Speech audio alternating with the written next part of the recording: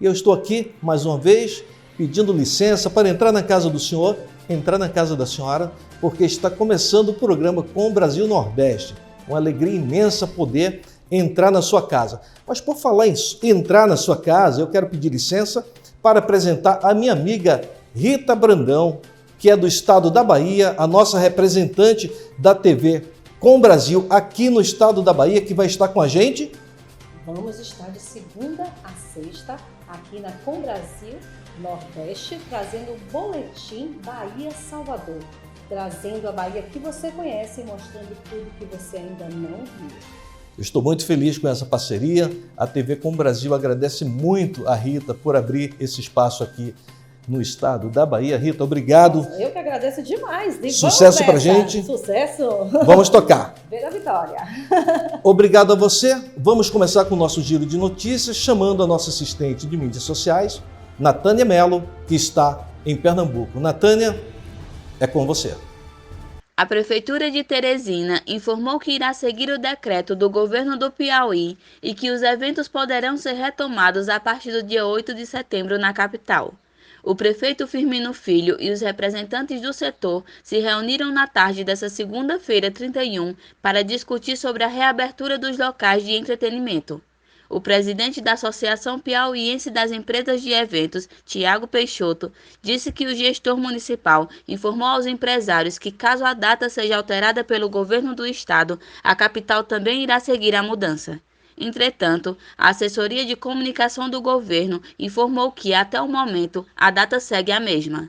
Natânia Mello, para o programa Com Brasil Nordeste. Agora vamos até a maior capital do país, onde está Eduardo Negrão, em São Paulo. Negrão, a tela da TV Com Brasil é sua. Boa tarde, amigos do Brasil Nordeste, da TV Com Brasil.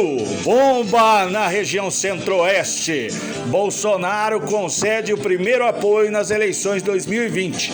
O presidente Jair Bolsonaro voltou atrás, depois de muito suspense na convenção para o lançamento dos candidatos a prefeito em Cuiabá, do Partido Patriota.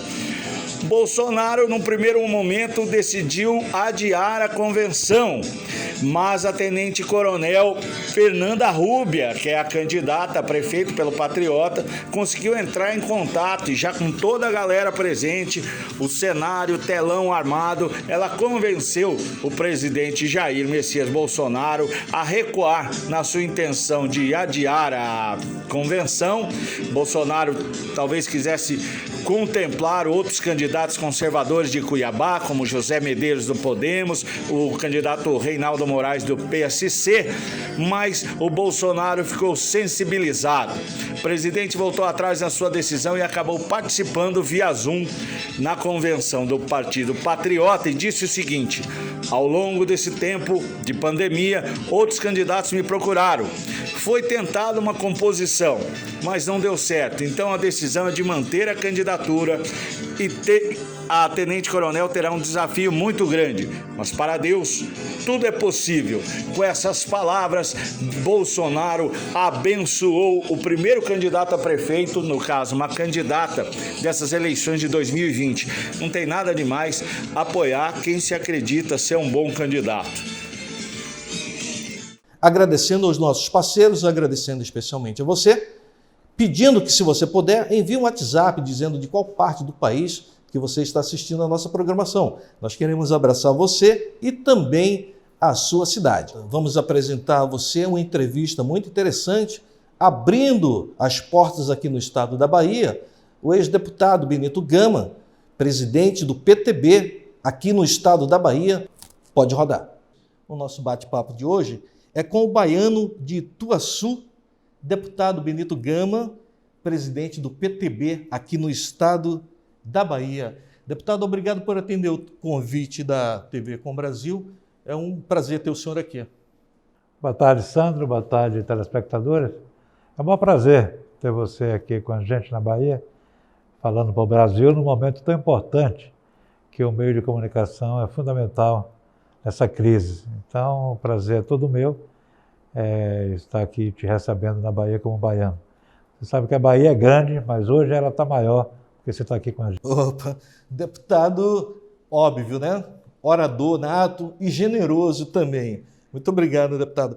Deputado, o senhor teve 5 mandatos, né, como deputado na Câmara Federal, o senhor exerceu cargos importantes aqui no seu estado, secretário de Estado em várias pastas, trouxe negócios para cá, empresas.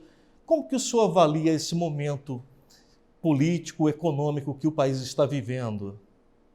Sandro, é um momento ímpar. Eu já há 35 anos que eu milito na área da economia, na área política, e nunca vi nada parecido, Então, no plano cruzado, naquela debacle do plano cruzado, era uma coisa que parecia que nós estamos na economia indo na direção de hoje. Mas ali era um plano controlado. Ou dando certo ou errado, era um plano sob controle. Hoje nós não temos controle de nada. Hoje nós estamos subordinados a um vírus que ninguém sabia, nem sabe ainda muita coisa.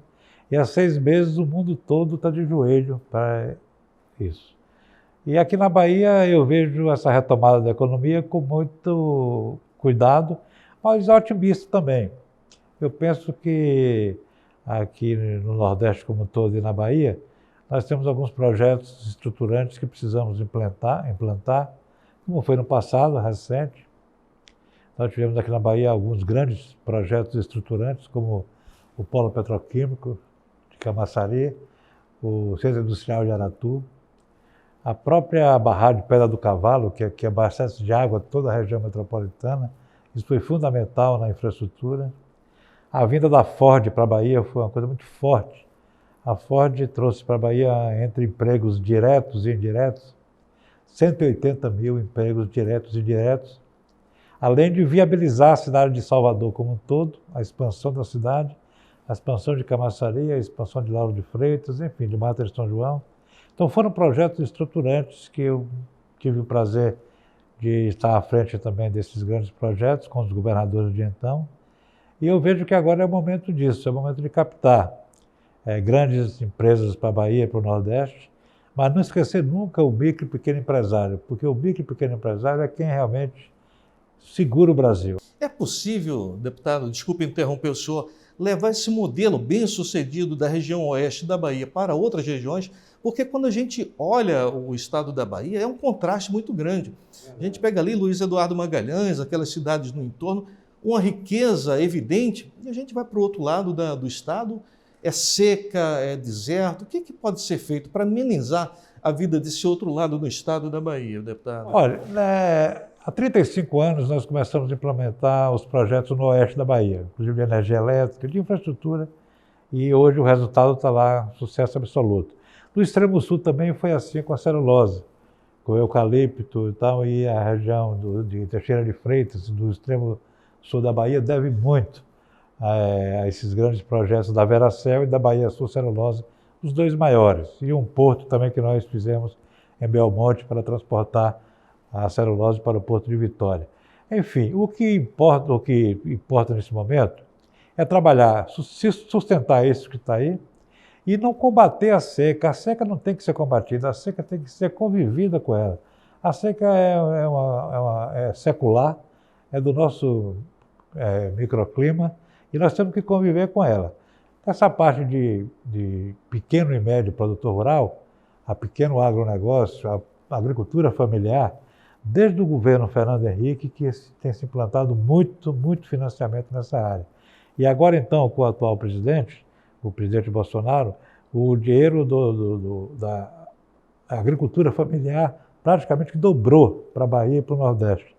Então, o que nós estamos precisando agora é dar a estrutura e as condições para que as pessoas possam trabalhar e produzir.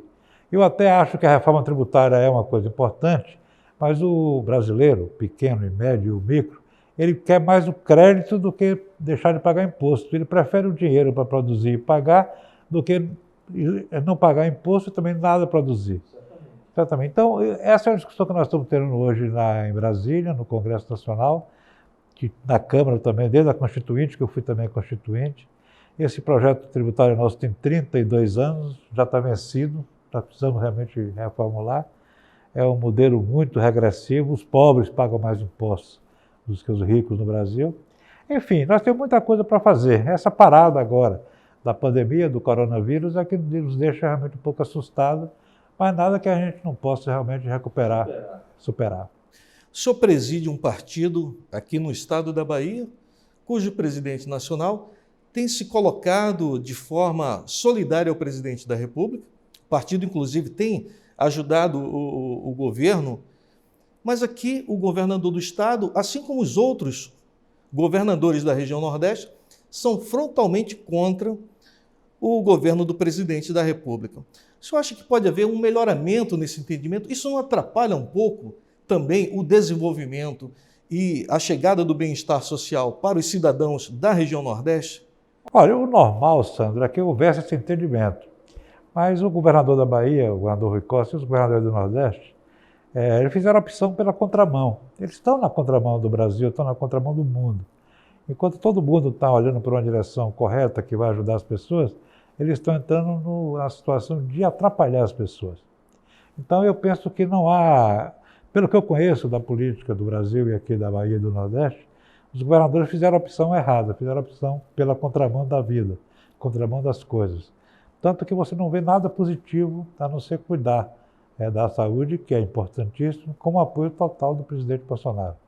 Mas isso é uma questão de tempo. Eu penso que a sociedade vai ver um dia que isso realmente é um equívoco muito grande. Fizeram um consórcio agora dos estados do Nordeste para fazer um enfrentamento ao presidente da República, que deu em nada, ainda não produziu nada, não tem um projeto, não tem nada, absolutamente nada. A Sudene estão acabando de destruir, acabando com a Sudene agora. Já estava muito ruim, eles agora acabaram de destruir. Enfim, essa safra de governadores do Nordeste, infelizmente, são muitos amigos meus, mas infelizmente não foi uma safra de bons governadores para a sociedade. São boas pessoas, mas do ponto de vista de gestores, eles deixam muito a desejar. O senhor tocou em um consórcio que é quase uma caixa preta. O nosso departamento de jornalismo tentou apurar e só soubemos alguma coisa a respeito de um deputado de Alagoas que está conduzindo uma CPI interestadual. E eu pergunto, o senhor que é um homem experiente, participa ativamente da vida política do seu estado e do país, o senhor conhece as figuras que regem? O presidente do consórcio é o governador da Bahia, Rui Costa. A informação que nós temos é que os cérebros desse projeto Consórcio Nordeste vêm de Araraquara e São Paulo. O senhor tem essa informação? Olha, eu tenho algumas informações. Eu não posso falar enquanto não tiver as provas definitivas, mas eu penso que o consórcio do Nordeste, inclusive aqui o governador, que é o presidente, o governador da Bahia, eles vão ter muito que explicar essa situação que aí está. Então é uma questão extremamente complexa. Eu não posso avaliar, assim, pré-avaliar como coisa determinada já, mas as coisas estão caminhando muito na direção de punir as pessoas. Porque só na Bahia, só nessa questão dos respiradores, compraram 49 milhões de reais de respiradores, pagaram antecipado, o dinheiro saiu do Brasil, ninguém sabe onde chegou, ninguém sabe onde está. E essa resposta o governador da Bahia e os governadores do Nordeste precisam dar.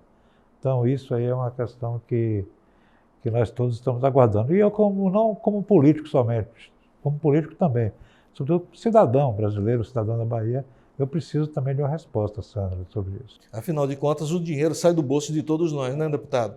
Deputado, nós estamos num ano de eleição, um ano atípico, eleição em meio a uma pandemia, mas o seu partido é um partido forte. Em quantas cidades o seu partido vai estar disputando? Olha, o presidente Roberto Jefferson, do nosso PTB, ele está fazendo um esforço de nós disputarmos eleições em todos os estados com muita força e a maior parte dos municípios. Aqui na Bahia nós organizamos em 130 municípios, vamos ter entre 40 candidatos a prefeito e vice-prefeito e 1.500 candidatos a vereadores aqui na Bahia pelo PTB, pelo 14. Então isso é muito importante, isso é uma alavancagem muito grande e isso, em sendo uma eleição razoável, porque ninguém é uma incógnita ainda, a primeira eleição na pandemia, a primeira eleição sem coligação proporcional, enfim. Então nós estamos apenas aguardando agora, 15 de novembro, para ver o resultado. Mas é uma expectativa muito grande que o PTB saia dessa eleição e rompa a cláusula de barreira em 2022, que é a preocupação de todos nós políticos e que somos presidentes de partido. Você está assistindo a entrevista com o ex-deputado Benito Gama, presidente do PTB aqui no estado da Bahia. Ele fala sobre a conjuntura da política nacional, fala também da sua preocupação com a pandemia, inclusive aqui no estado da Bahia, onde o governador, junto com outros governadores do Nordeste, se coloca contra a política do governo federal, e o deputado fala sobre tudo isso. Vamos continuar a nossa entrevista com o deputado Benito Gama, aqui da Bahia. O senhor acha que esse pulo que o país precisa dar na direção do liberalismo, do desenvolvimento, o senhor acha que passa por essa eleição municipal?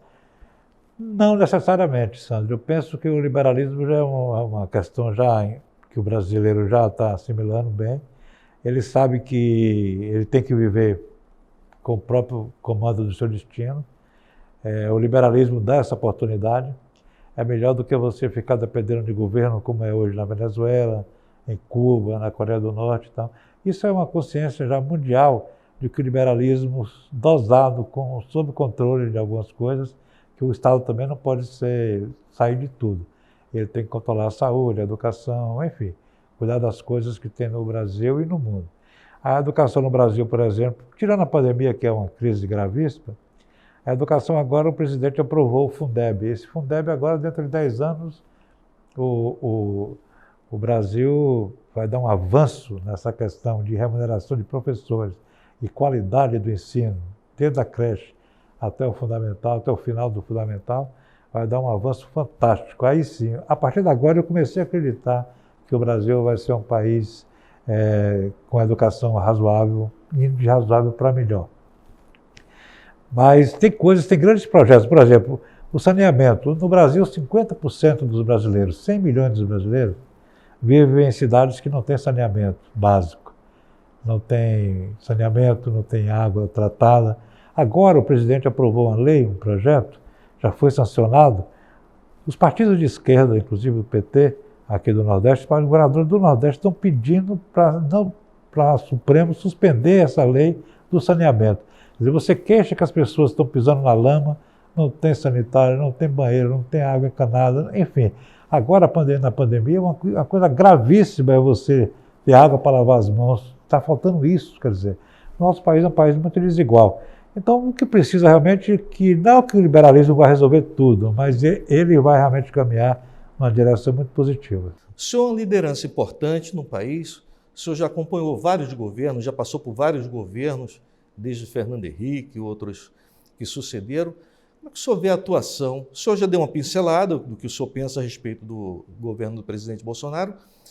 Mais especificamente, como é que o senhor vê as ações do presidente do governo Bolsonaro para a região Nordeste? O senhor acha que tem acertado? O que é que precisa melhorar na sua avaliação?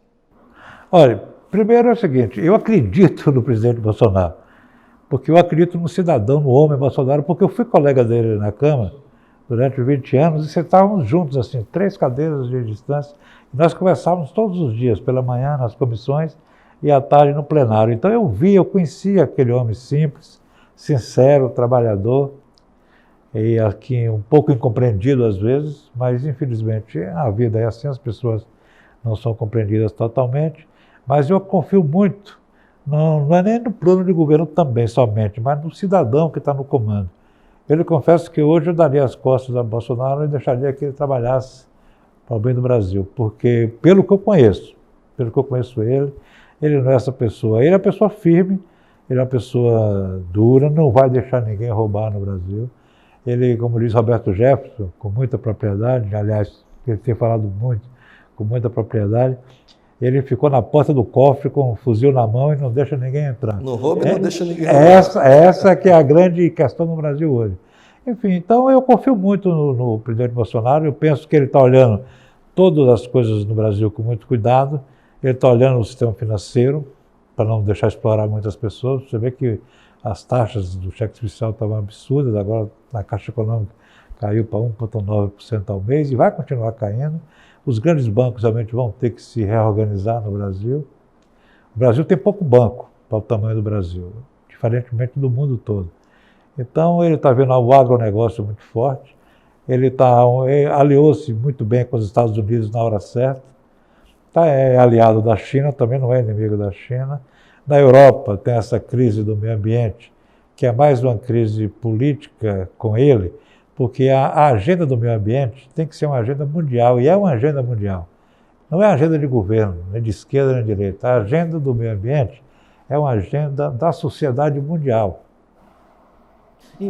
Embora pareça que os países, aspas, desenvolvidos, cobram do Brasil aquilo que eles não praticam, né?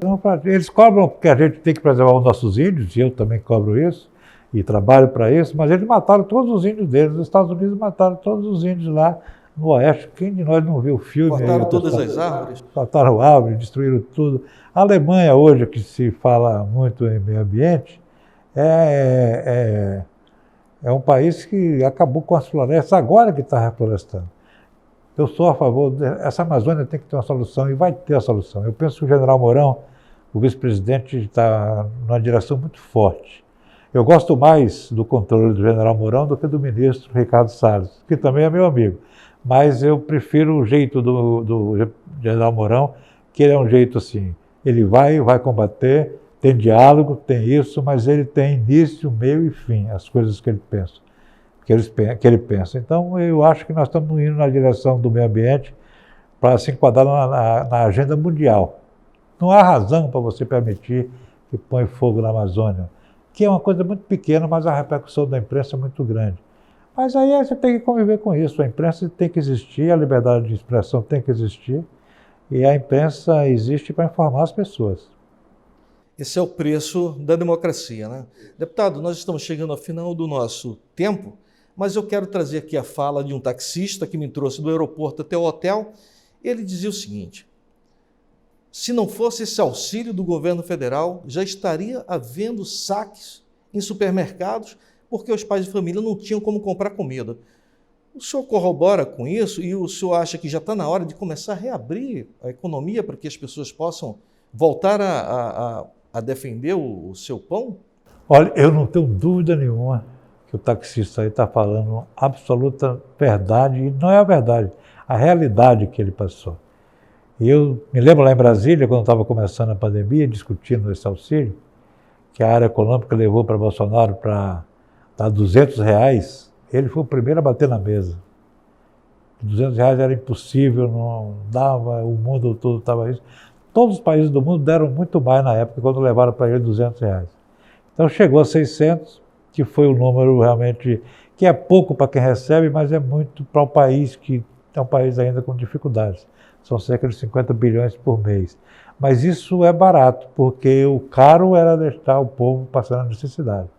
Então, ele hoje decretou lá em Brasília uma medida provisória, prorrogando por mais 3 meses, agora com R$300, reduzindo, e aí vai sentir. Se tiver dificuldade, volta novamente, eu quero. O que não pode é deixar as pessoas que são nossos conterrâneos, nossos filhos do Brasil, como todos são iguais, passando necessidade numa hora que nós temos condições de fazer esse enfrentamento. Todos os países do mundo fizeram o apoio às pessoas mais necessitadas. E como o Brasil é um país muito desigual, então a luta do presidente é essa, é por igualdade. E ele tem uma qualidade de origem que é o Exército, as Forças Armadas. Tem umas pessoas que não gostam, só de preconceito, mas ele foi para lá com 18 anos, 19 anos, então ele aprendeu a viver sozinho, aprendeu a trabalhar sozinho, aprendeu a estudar sozinho, enfim. Então tudo isso forma e forja a personalidade de uma pessoa, do caráter, da dignidade. Então, o presidente Bolsonaro, eu votei com ele no segundo turno. No primeiro eu votei no governador de São Paulo, Geraldo Alckmin, que foi que o meu partido apoiou. Mas no segundo turno eu votei nele e eu não tenho dúvida nenhuma que votei certo e votarei tranquilamente no futuro, em 2022. Deputado, suas considerações finais, a sua mensagem ao povo baiano e ao povo brasileiro. Olha, primeiro lhe agradecer a sua homenagem que você me presta hoje nessa entrevista, a Rita que está aqui nos acompanhando, e toda a equipe, sua equipe que está aqui, e dizer que a Bahia precisa cada vez mais de comunicação. Nós estamos passando aqui num processo de renovação de comunicação na Bahia. A liberdade de expressão existe, mas está precisando realmente diversificar, e quanto mais meio de comunicação chegar, melhor, mais democrático fica. Então, essa mensagem de que nós precisamos de mais meios de comunicação aqui no nosso estado é muito importante e você é muito bem-vindo. E na Bahia, e a mensagem é de otimismo. Com toda a crise que aí está, e nós estamos reclusos, né? Eu saí de casa aqui para vir para fazer essa entrevista com você, estou voltando para casa novamente com todos os brasileiros. Então, é um momento de otimismo com cautela. Temos que ter muita cautela porque o vírus é muito perigoso. Isso você não tem a dúvida que é muito perigoso. Hoje eu estou completando 170 dias de quarentena, saí hoje, é a minha primeira entrevista que eu dou depois da quarentena. Muito obrigado a vocês todos, boa tarde, seja bem-vindo à Bahia e conte comigo. Olha, eu quero agradecer aqui a nossa representante da TV Com Brasil aqui na Bahia, a Rita Brandão, toda a sua equipe, agradecer ao deputado Benito Gama, agradecer especialmente a você que nos acompanha, nos assiste e corroborar aqui com o que disse o deputado. O povo brasileiro, sobretudo o nordestino, é um povo que não foge à luta. E a gente sabe, não vai ser pseudos dirigentes de algumas cidades que vai determinar o nosso destino. É cada cidadão nordestino, cada cidadão brasileiro, confiando, como sempre confiou, na força do seu trabalho. E nada resiste à força do trabalho. Obrigado mais uma vez, um beijo carinhoso e até a próxima. Obrigado, deputado. Obrigado. Quero convidar você a continuar assistindo essa entrevista no formato ampliado no nosso canal no YouTube, Brasil Nordeste Oficial. Entra lá, assiste esta e outras entrevistas que nós já colocamos. Se você puder, se inscreva, clica no sininho para que você possa ser avisado todas as vezes que nós colocarmos um material novo. E quando nós chegarmos ao primeiro 1 milhão de assinantes, você terá ajudado a construir essa história de sucesso. Agora vamos ao Momento Abrax, com o Dr. Mauro, presidente da Associação Brasileira do Cidadão Sênior. Roda. Quem é, no Brasil, considerado pessoa idosa? Você sabe se é 60, 65? Às vezes as pessoas me perguntam e têm alguma dúvida. E essa dúvida, ela decorre de algumas variações na nossa legislação. Por exemplo, aqui no Brasil é considerado, a partir dos 60 anos, a pessoa é uma pessoa idosa. Mas tem algumas partes da legislação que fala que a partir dos 65 você tem direito a alguns benefícios. Isso causa algum tipo de dúvida. Então é importante você saber que a partir dos 60 anos, no Brasil, a pessoa é considerada uma pessoa idosa. Hoje nós temos também alguns benefícios também estendidos e com mais privilégio para quem tem 80 ou mais. Então, nesse momento, no Brasil, nós consideramos 60 anos a pessoa idosa. 80 anos são os super idosos, são as pessoas que já alcançaram uma idade que tem privilégio, inclusive, sobre as pessoas que já alcançaram 60 anos. E a própria legislação considera 60 anos com uma base, basicamente, com relação à idade. Não tem outro critério. É esse que a gente utiliza hoje. Dentro da legislação, nós vamos ver como, por exemplo, o direito do transporte a partir dos 65. Né? Também o benefício de continuado a partir dos 65, alguma questão também ligada à Previdência. Então, para que a gente não confunda e tenha uma certeza maior, é importante que todos entendam que no Brasil, a pessoa a partir dos 60 anos passa a ter a garantia e a atenção que o Estatuto do Idoso no Brasil prevê para a pessoa idosa. Então, você já sabe hoje, e vamos tratar isso também em outros programas, que a pessoa, a partir dos 60, você é a pessoa que precisa conhecer os seus direitos e também garantir que seja atendido o direito também das pessoas com 60 a mais no Brasil. Vamos fazer do Brasil um país em que o direito do idoso seja cada vez mais atendido. Agora é com você, Sandro. Estamos chegando ao final de mais um programa, agradecendo a Deus, agradecendo especialmente a você que esteve conosco durante todo esse tempo, pedindo que, se você puder, amanhã nos prestigie outra vez com a sua audiência. Nós queremos estar junto com você mais uma vez ao meio-dia aqui na tela da TV Com Brasil. Receba o meu abraço carinhoso e continue com a programação da TV Com Brasil, porque tudo que é bom, com o Brasil fica indo melhor. Grande abraço e até a próxima.